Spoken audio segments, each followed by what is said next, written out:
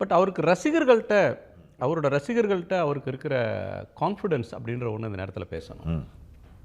பொதுவாக ஒரு குறிப்பிட்ட ஸ்டார், நான் பேர் சொல்ல வரும்ல, எந்த ஒரு குறிப்பிட்ட ஸ்டார்னாலும் அவர் படம்னா இதெல்லாம் இருக்கணும், ஒரு பஞ்ச் டயலாக் இருக்கணும், ஃபைட் இருக்கணும், வேறு ஏதாவது அதுக்குன்னு இருக்கிற சீக்வன்ஸ் இருக்கணும்னு எதிர்பார்ப்போடு தான் அந்த செட் ஆஃப் ஆடியன்ஸ் வராங்க, ரசிகர்கள் வராங்க. இவருடைய ரசிகர்களுக்கும் அந்த எதிர்பார்ப்புகள் இருக்கும். ஒரு கிராண்ட் என்ட்ரி தேவைப்படும், பஞ்ச் டயலாக் தேவைப்படும், அல்லது மற்ற ஒரு ஹீரோயிக்காக காட்டுறதுக்கான லார்ஜர் தேன் லைஃப்க்கான எக்ஸ்பெக்டேஷன் அந்த அவருடைய ரசிகர்களுக்கு இருக்கும்.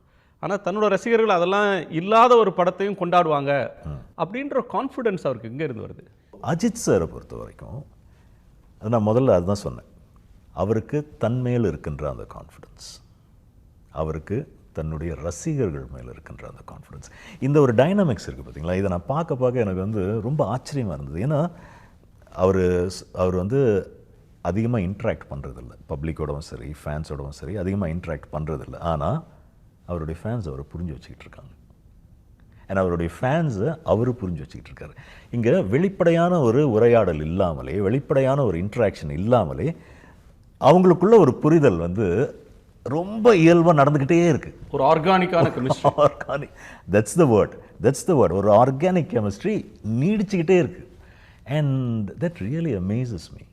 அவர் வந்து ஒரு முயற்சி எடுக்கிறாருன்னா, இப்போ நான் சொன்ன மாதிரி நேர்கொண்ட பார்வை, ஒரு அந்த மாதிரி படங்களில் வந்து துணிஞ்சு பண்ணலான்னு ஒரு முயற்சி அவர் எடுக்கிறாருன்னா ஃபேன்ஸ் அதை ஏற்றுக்கிறாங்க, புரிஞ்சுக்கிறாங்க, அவர் என்ன சொல்ல வராரு அப்படிங்கிறத அவங்க உணர்றாங்க.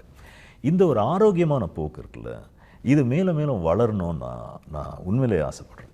இந்த படத்தினுடைய இந்த வெற்றிக்கு அவருடைய அந்த விஷன் வந்து ஒரு மிகப்பெரிய உந்து சக்தி.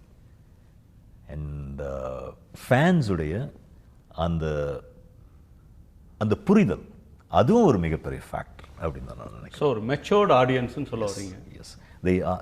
எஸ் இந்த மெச்சூர்டு ஆடியன்ஸை உருவாக்க வேண்டிய கட்டாயம் நம்ம எல்லாருக்குமே இருக்குது, as filmmakers, as actors. So அந்த பணியை தான் அவர் செய்கிறார்.